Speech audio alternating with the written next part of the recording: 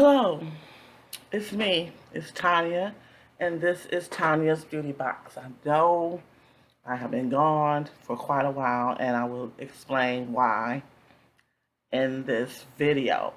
I don't post that regularly anyway, but this time I had an extended um, time away from shooting videos or uploading any content. So let's kind of get into it and start off with some primer. Well, I typically, again, don't post all that much. And on June 18th, okay, let's start here. My great aunt, which means she's my grandmother's sister, I've lived with my entire life. So we used to live in this big old house, and then as people started getting married or moving on, we started narrowing it down to family staying in larger houses. So um, from the time I was born till now, I've lived with Miss Sadie Bell. We call her Jill. And she's my grandmother's sister. My grandmother passed in '87. So Jill was like a pseudo or bonus grandparent to everybody, my brothers and my sister, and she helped raise a lot of the children in the family, although she didn't have any children of her own. And fun fact, Jill had a boyfriend way back in the day named Jack. So we used to tease her about Jack and Jill um, back then, but that's neither here nor there. Um, when I had my boys at 17 and 20, um, basically my youngest son, we all kind of split. We all started moving into our own residences versus living in one big house. So Jill came with me, and that was in '98. So we've lived in a couple number of places, but right now where we're at now is the house that I bought in 2005. So we've been here for 18. Well, we will have been here 18 years in November of this year. So I've never not lived with Jill. She was always available she made things much easier when I was working because I had a live-in babysitter. Basically, I could go to work without worrying about my boys after school. I worked at Blockbuster, so I worked from like 6 to midnight, and that worked out well, very well. She's just always been here. Well, let me get started. I may or may not tell you the name of the product, but this is Ofra um, primer. Well, this past June 18th, I typically take my aunt to church every Sunday at 10:30. That's when service starts. That's when she wants to be there, and she don't want to be late. So I took her to church as normal. Now this is somebody that never really had any issues at all, and she turned 92 this past May 20th. No health issues. She had cataract surgery in 2016, and then she had like a parathyroid removal surgery in 2018. But other than that, just the regular old high blood pressure situation was going on with her. Okay, so this past June 18th, I took my aunt to church, and she gets out at 12:30, so I took her to church. She was there on time. She got into the car well, nothing was untoward to me, nothing was stood out to me as being odd or anything. So when I picked her up at 12:30, she came out the building.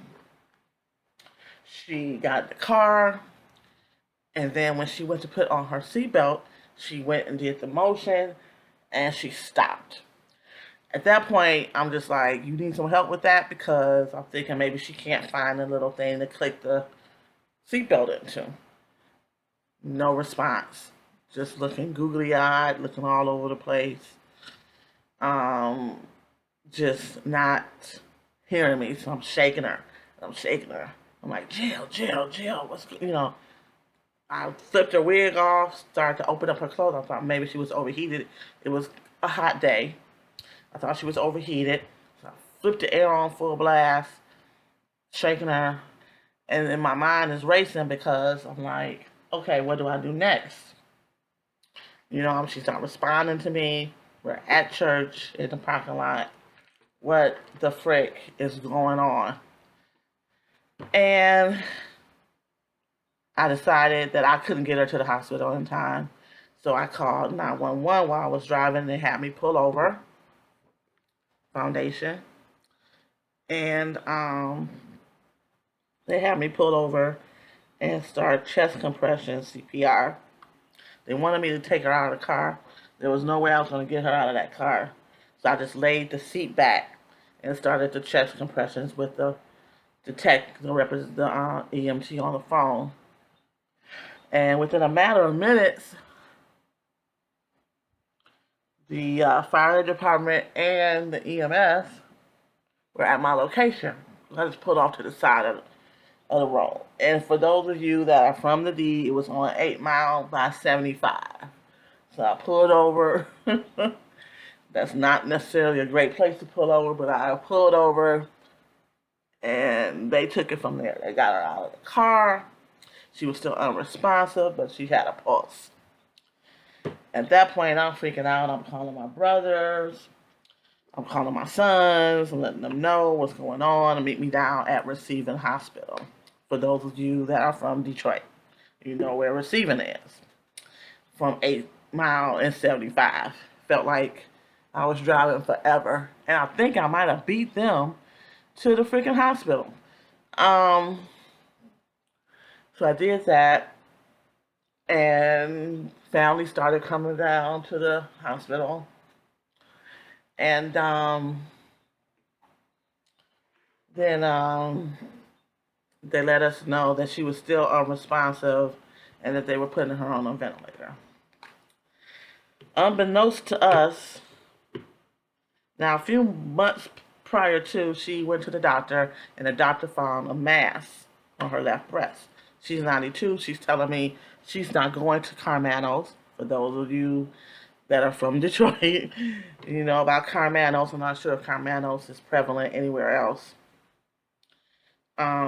She's telling me what she's not going to do. And you can't make an older person do anything they don't want to do if you haven't figured that out or had a chance to deal with a elderly person. They're very, and the doctor also said that with her age, they probably wouldn't do anything aggressive or advanced or whatever. And we thought it was a small lump, but then they told us that at the hospital that it was a larger lump and it had metastasized to her liver, to her belly, to her internal organs, and some lesions on her brain. And she had a brain bleed.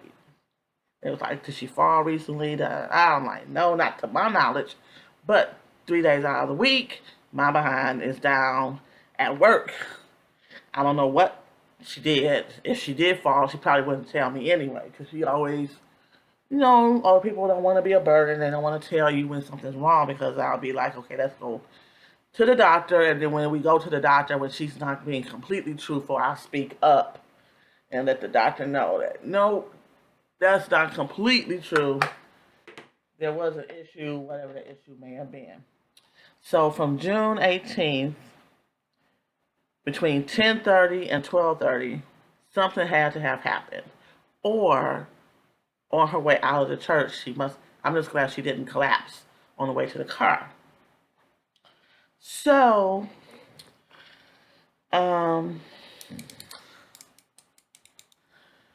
she's on this ventilator. She's not brain dead or anything, but she's not breathing on her own anymore at this point. So everything comes down to me. As usual. And I'm just like, wow, she was perfectly fine. What could have happened in 2 hours? You know? What the frick is going on? Why are we dealing with this here? She was perfectly fine. She got up, she made her breakfast, she still did her own personal hygiene, she washed her own hair, she did her own hair. I tried to let her be as independent as possible, without let me do this for you. As long as she had the capability to do things, I let her do those things. Every once in a while, I would step in. Like, I stopped her from going up and down the stairs to the basement to wash her clothes or whatever she wanted to do down there. I just started washing her clothes maybe like back in 2018 when she had that parathyroid removal. Um, it was just weird. I asked her friend at church, did she seem off? Was she slurring her words? I'm thinking maybe she had a stroke. But what they call is a cardiopulmonary arrest is what she had. She had a lot of fluid on her lungs, and then they discovered all the metastasized um, organs in her body. So she was in ICU for about 4 days with no real change. And then they brought in somebody to discuss with me working with hospice. I really didn't know what hospice. When you hear the word hospice, you think, okay, they're on their way out, um, and that's what I thought. But apparently, people linger, is what they call it. They might linger once going to hospice and removing any type of life-saving um, things, because we did decide against any aggressive um, measures because of her age and her fragility. Now, about 2 weeks prior to that, she was getting Meals on Wheels, and she decided she no longer wanted that. She stopped eating as much as she was, and her doctor was a little concerned that she was losing weight without trying to lose weight, but it wasn't that she was underweight, but she was losing some weight somewhere, somehow, which I can't do. Um, I'm trying to get everything in order here. So we moved her to hospice maybe on the fourth or fifth day from ICU, and we went against. So we did it. We had a DNR, do not resuscitate, no extreme life saving measures because they had already cracked her rib or dislodged it or something like that when they did the chest compressions on the way to the hospital or while they were there trying to, because apparently she did flatline at some point and they brought her back. They shocked her. Um, I'm trying to do this by putting this makeup on. Okay, so we had decided that Sunday, the 25th, would be the day that we would take her off the life support and see what she does on her own, if she can breathe on her own. If she could have barely breathed on her own, then we would have had some additional decisions to make. Basically bring her home, how we were going to do that, so she could be at home. I know she was 92. I don't want to say I never thought she would die. I just never thought that she would die. I guess. Maybe that's the naivety of me. Naivete? I'm not sure. But it just, she's just always been here the 49 years of my life. So it just seemed weird, that she wouldn't be around, so to speak. But I can jump ahead a little bit. So I was up at the hospital. Now we've moved her from receiving to Grace. Not Grace, Harper. Harper has an in-house hospice floor. where they make the patient comfortable, make sure they're not in pain. So she's still on the ventilator. And Raisin, is it showing up? I think it's showing up. I don't know. Um, I ain't got my glasses on. I made an appointment to get new glasses. This time I'm going to get some funky glasses. I'm not going to play it safe. Excuse me. We're going to go funky this time. Um, so we made a decision that on the 25th, we would disconnect life support to see what she does on her own. So I was up there that Friday. I stayed.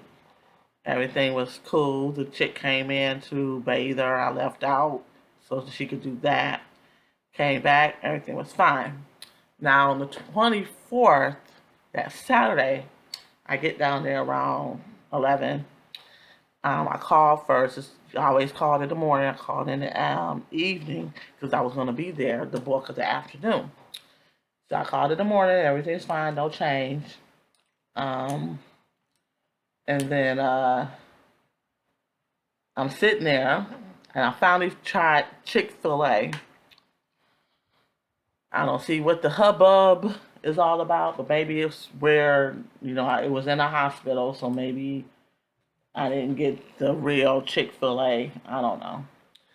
But I tried that, and I wasn't impressed. So when the young lady came in, this is a different young lady from the day before, to wash her up or whatever, I left out again and went to the charging station that they have in one of the family waiting rooms. So I'm charging my phone because when people calling me, people texting me, I'm the person with the information, so I wanted to make sure my phone was charged up properly. So within me sitting there, I left out the room. The young lady was gonna, wash her up real good. I'm sitting there maybe 8 to 10 minutes or so, and then the nurse comes in. I was talking to my cousin, who was a minister. Check him out. I think his what is his? It's John 3 and 3 Ministries on YouTube. Check him out. Talking to my cousin, who's a minister, just to get some insight on, what is a acceptable donation to a church that hosts a funeral service for you.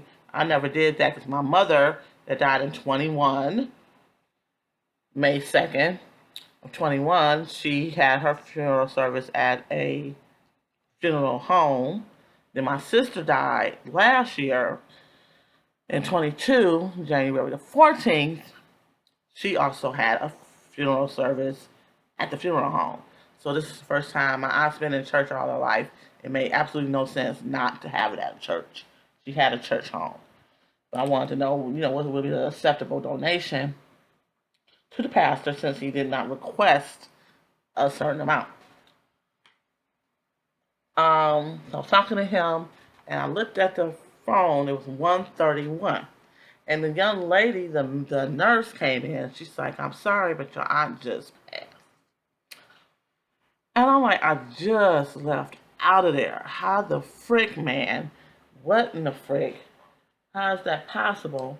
So I get off the phone with my cousin, go in there, and she has indeed passed on. So, now I'm tasked with alerting the family that she has now passed. And so I did that. I did my calls, I did my texts, I did, telling people, call me. There's been an update. I didn't want to tell people via text that she had passed. I asked them to either call me back, so I could let them know what the new news was. So I did that, and let's see, my sons showed up, my brother showed up with his wife, um, my cousin Nikki showed up, and her mother Kim showed up. It was surreal in that she was still on the ventilator but no longer breathing on her own, which apparently is weird. But my son, my oldest son, is not taking it well. He wants to know what happened minute by minute, because on her death certificate it shows that she died at 1:23. I looked at my phone at 1:31 when the nurse told me something happened, that she had stopped breathing or that she had passed. Um, and my son is like, "What happened in those 8 minutes? What was going on?" And is the nurse supposed to be the one that tells you that the person passed? What's the protocol for that? He and my aunt, my son is 32, um, had a very different relationship. He talked to her a whole heap of a lot. That's how we found out that her favorite color was green. She never told me that. She never asked me to buy her green things. So he's very much in the vein of something untoward has happened. I choose not to believe that. I just think that she made a decision that she was going to go when she wanted to go, not when we decide to pull the plug, so to speak. So she died June 24th. Luckily, she had life insurance. My mother didn't, my sister didn't. So we came out of pocket. We even did a GoFundMe for my sister's funeral, and a lot of family and friends stepped up. Thank you so much if you're watching this video. I still very much appreciate that.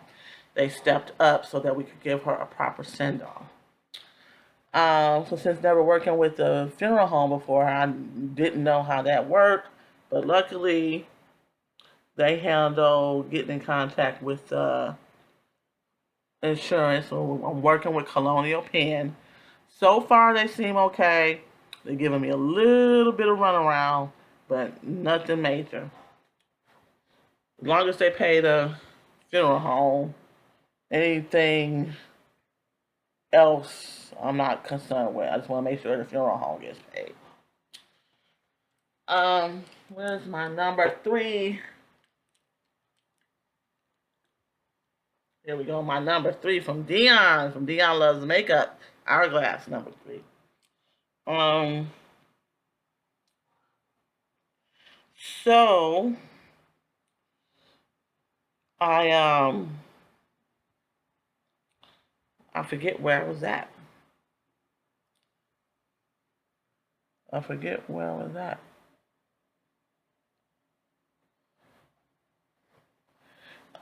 So everybody comes down and they offer you something when you, I guess when they pass in the hospice facility.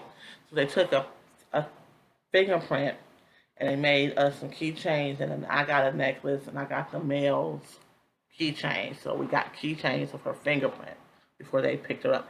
They only give you 4 hours to remove the deceased, no matter what time of day it is, from the facility once they pass. So you better have your ducks in a row. Luckily, well, not luckily, but fortunately, the funeral home, of course, was open at 1 something on um, Saturday. So they called the funeral home for me to get the body released and for them to pick her up within the time frame. And I worked with a place called C.W. Morris and James W. Henry Funeral Home. Um, it's more of a family operated situation. It's in Highland Park, Michigan, which is not that far from Detroit. It's like in some places, it's literally crossing the street on Woodward from Detroit to Highland Park, and you'll be in Highland Park. Um, what do I want to do here? I need something. I need. I need something. I always go to this green. I don't know why. It doesn't really. I'm using the Man Eater palette. And I want this green that's in this palette. It's right here. I want this green to do something that it don't do. This is the first time I've put on makeup since the beginning of the month, I think. Um, I know I haven't sat down and made a video. Now that I do know. But so they came and picked her up, not one of those little body bags. It was like a red velvet bag. He came and got her, and that was that. So my aunt died June 24th, which is about 2 weeks ago. We had the service on the 1st. We had a long 1 p.m. to 8 p.m. visitation the day before on the 30th of June, which is my grandmother's birthday that passed in 87. So I was kind of weirded out about that, but I got over it. I don't know how this is coming out. I don't know how it's coming out. Where is the... Alright. We're using transluce, no transluce eyeliner in black. So that's what's been going on with me, and just getting the old bits together. She didn't. I asked her months ago to write out what she wanted for her obit. Just write out things about her life.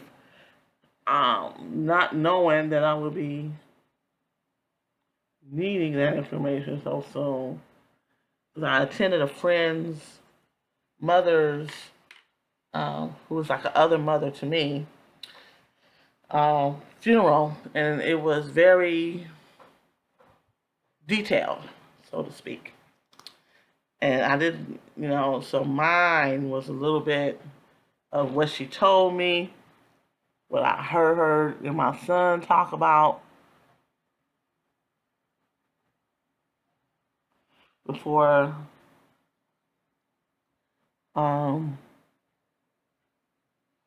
just basic information. And then we picked a great picture for her. I will show you. So this is my aunt. This is Sadie Bell. We called her Jill. And these are some family photos. This is her with the last sister. So it was a number of sisters, and now she's the last one. She stays in Lansing, Michigan.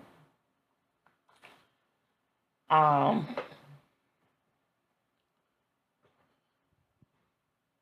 just tearing because I'm tearing. I'm pretty good with what's happened.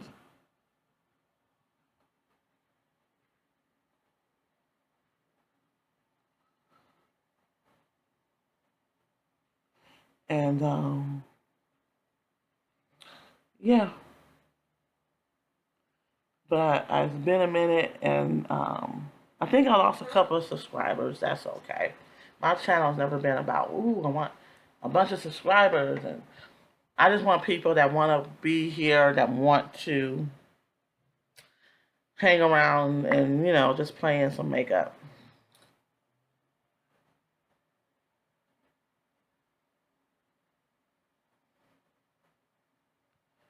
This might cut off, and then I'll do a part 2. If not, I'll keep rolling.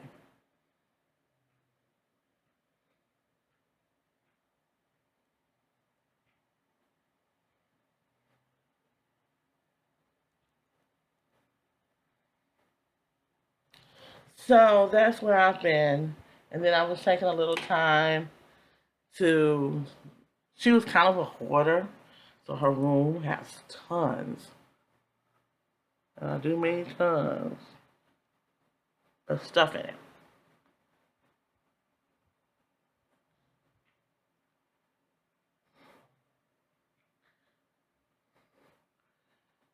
Tons of stuff. Hmm. This is Persona Toffee Gloss by Persona. I like that. Um, it was hard explaining it to my niece, and like my son had pointed out, she's only 7 and has been to 3 funerals already in her short little life. I'm attempting to do my brows. I haven't done brows, and ooh, that is dark. That is darker than I had anticipated it being.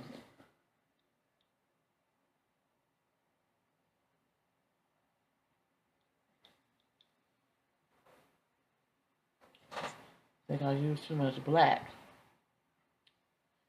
Let's see what happens on this side. Yeah, that's softer. But I gotta make it.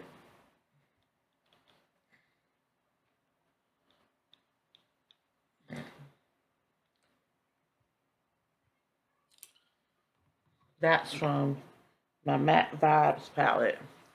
Like I'm using it for a brow, as a brow palette. I'm gonna put some hair on, so yeah. But that's what I've been doing. Dealing with that and just getting used to her. Like she had a routine, so at like 10:15, I'm waiting on her to come out of the room and do her hygiene stuff, and then go into the kitchen and start making her breakfast. Or a certain time of day, she would get up to want to wash the dishes. Or um, so this is a rushed, definitely rushed job here. But this is me. I want to thank you for hanging in. It's like 30 something minutes, but that's what's been going on. I know I'm done with the 20s, 21, 22, 23. It's like, what's next? There's nobody to go next. You know, I'm very happy and thankful that she did have a long life. She lived to 92, so she lived just shy of a month. Well, she lived a month after her birthday. Her birthday was May 20th, and she died on the 24th of June. I'm thankful that she got to go to church and be at the place she wanted to be in before she passed. Um, yeah, I don't know when I'll be back on next. But you know, again, my schedule was not a schedule, it was sporadic. I just pop up. I'm going to try to do a little bit better. But tackling that room is taking a lot of time. Plus, you have to go through things because apparently older people hoard money or store money in certain different places. So you got to go through every purse. And I'll be danged it if I'm gonna. Do you know a funeral spray? The spray that goes on top of the casket. That sucker was $250. Who knew? But she had to have a spray, so I got the spray. My son was like, "Ain't nobody gonna notice." I'm like, "Yeah, I will know." And then she deserved that. She deserved an elegant, reverent, spiritual service. That's what I wanted to make sure she had. All right, my whimsical beauties. I don't really remember my outro. I think it's stay whimsical and let your inner whimsy shine. Let it shine. I'm trying to let mine come back. But I thank you all for everyone that sent any words of sympathy to my community page or reached out to me directly. Very much appreciate it. Truly appreciate you. And we'll be moving on from this juncture of life to the next stage because I'll be turning 50 on the 26th of this month. And my girls, my best friends from I've known them since 1983 when I was 10. So we got 40 years of friendship. Have planned a nice little get together for me that I'm looking forward to. So, yeah, that's it. Y'all stay good, and I'll see you as soon as possible. Okay? Bye.